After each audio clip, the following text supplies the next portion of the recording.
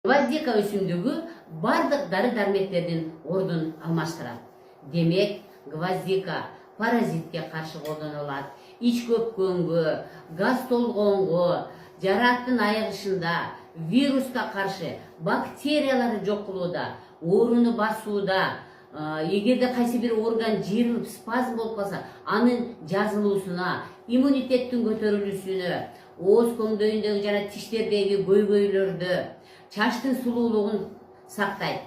Еркин радикалдармен күреседі. Еркин радикалдар деген бұл қандың ішіндегі керексіз заттардың, бізге сіңбей қалған заттардың бардығын свободный радикалы дейді, башқаша айтқанда еркин радикалдар. Демек, бұлар бізге керексіз заттар екен, ушыларды сыртқа қуып шығарып беруге дағы чоң жардам береді.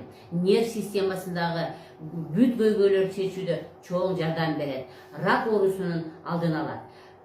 Егерде кимде-ким ичегиде құрт бар екен байқаған болса, бетіне қуақ түшіп, денелері құрғап, жақсы ұйықтабай, түн ішілік япқан болса, гвоздиканы қолданыңыз.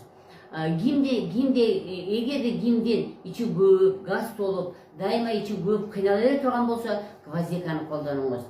Демек, гвоздика бардық дәрі-дәрмекте алмаштырғанға чоң рөлі чоң болып саналады екен. Урматтуу мекендештер, гвоздиканы қолданыңыздар, анын әрбір гүлін адам өзі сорса да болады, же порошок түрінде шығарып алып тұрып, ошоны қолданса болады.